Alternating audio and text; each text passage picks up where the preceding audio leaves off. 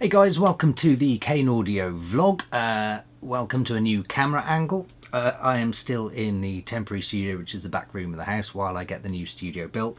I did say I didn't really want to be doing tutorials from here or these sorts of videos, mainly because I'm so limited in space here.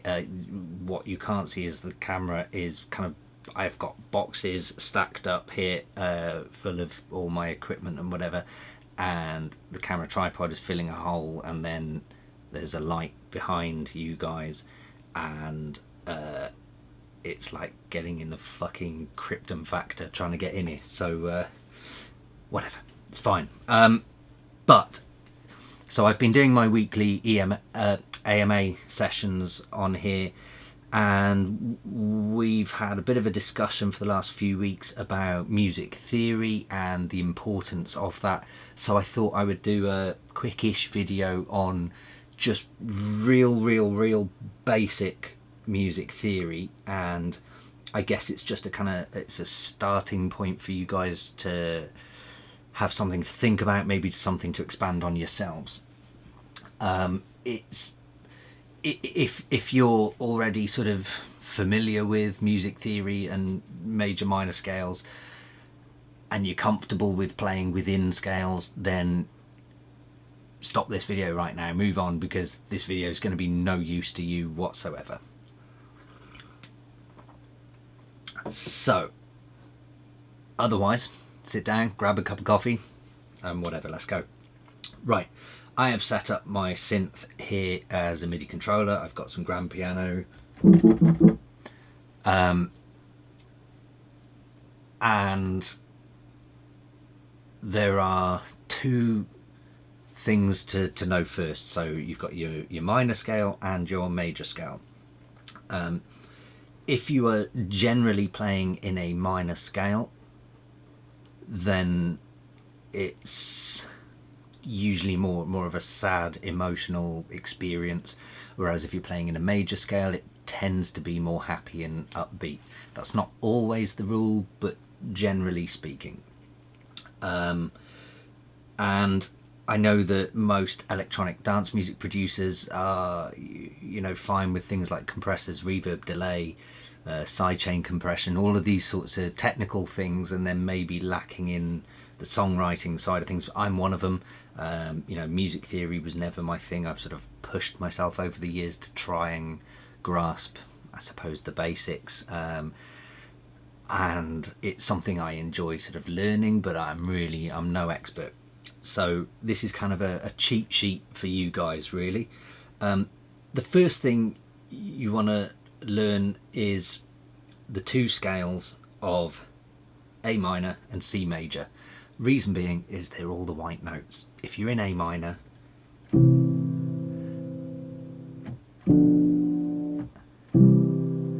then it's that emotive thing, and it's just the white notes. There's nothing else to it. There's no black notes. And then if you're in C major, then it's a little bit more upbeat and whatever, those exact same chords, or those exact same intervals, I suppose, in two different scales. So this is the reason I'm saying learn A minor and C major, is because they're just the white notes. You don't even have to think about anything else. And that's basically it. So if you're in A minor, then you can play any of the white notes.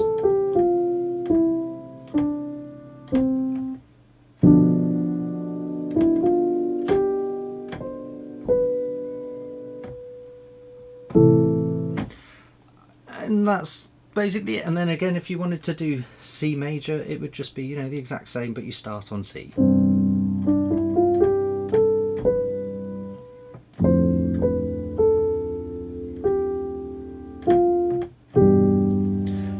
And I'm just making this up as I go along, because I know it's the white notes, and I know I don't need to think about anything. There is a reason I'm saying these two scales in particular, not only because they're just fundamentally easy to remember that it's all the white notes, just start on A or start on C. The other reason is because if I go across to the workstation now, I'll show you a little cheat sheet which allows you to transpose from any minor scale to any other minor scale, or any major scale to any other major scale, and it just makes the whole creative process a little bit easier to work with and to sort of get started with. So let's check it out now. Okay, so here we are at the workstation, and as you can see, I have basically just set up an instance of Labs, which is soft piano to begin with. It could be anything you want. I don't know why I'm saying this. So you start with anything, just insert a new MIDI clip, and this can be done in Ableton as well, the trick I'm about to show you, but it can also be done on other DAWs as far as I'm aware, but don't quote me on that.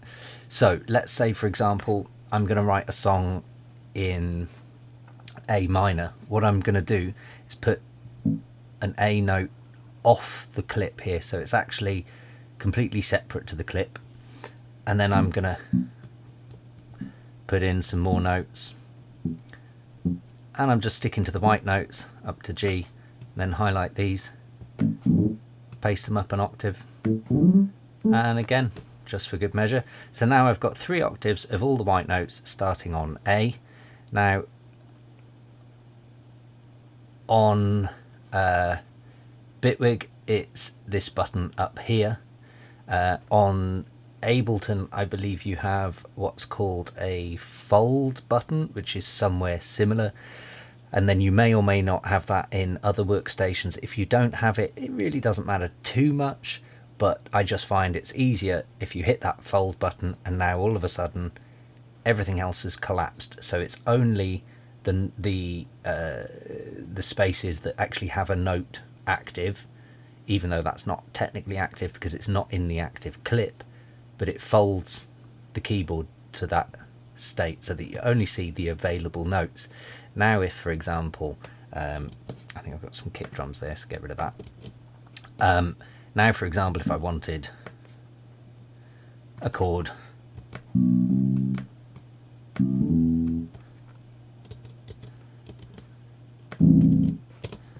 maybe knock it up an octave.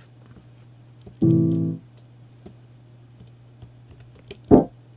we go.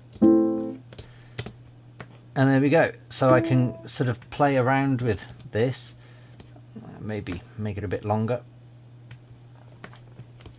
and let's make 4 of them, and maybe chuck this one up here. And it really doesn't matter where I chuck them to an extent, because I know they're going to be in scale, because so long as they're filling these spaces, then they're going to be in scale. Terrible chords, but it really doesn't matter for this sake.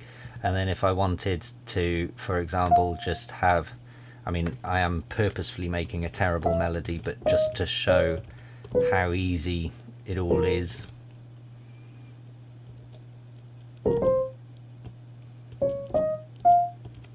I'm just throwing these around for no real reason, to be honest.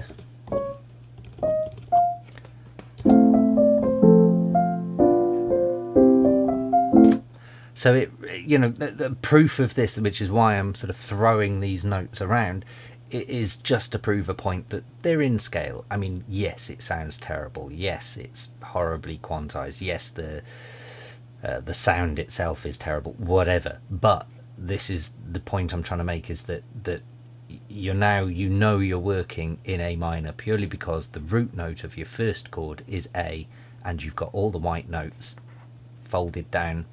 So it means that you're just stuck rigidly to that A minor scale.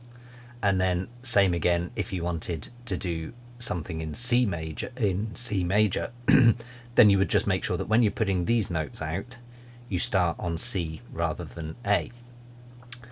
Now the reason I have shown you this part, not only because it's a pretty cool cheat sheet way of working, but it also means that so long as I'm in A minor or A minor scale, then I can highlight all those notes and I can move them to, say, up to D.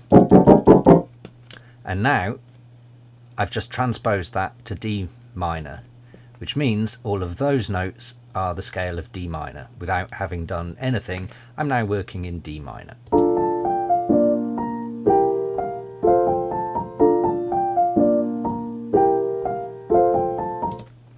And it's as simple as that. So same again, if I wanted to do something in a major scale, then I would do exactly the same. And I would drop a note in over here, or up an octave. I don't know why I'm working that low. And then same again, just all the white notes, and then I can copy it up an octave, and then another one. And now I've got C major. And again, I could play around with all those notes and do whatever I wanted. And then if I wanted to transpose to, say, G major, I can just move it down, and now I've got G major. And it kind of doesn't matter what these notes are, they're going to be in scale. The only thing to remember is that if you start in a minor, like we did over here, and I shifted it down to C, that would be C minor and not C major. You can't change from a minor to a major or a major to a minor without first correcting these transpositions, because they will work out differently because of the different spacings between these notes over here. And that is pretty much everything I wanted to show you, I think, here. Yeah. So there we go. It's as easy as that. I really can't think of anything else to say at this point. So I think I will leave you with that. If you've got any questions, please do comment below.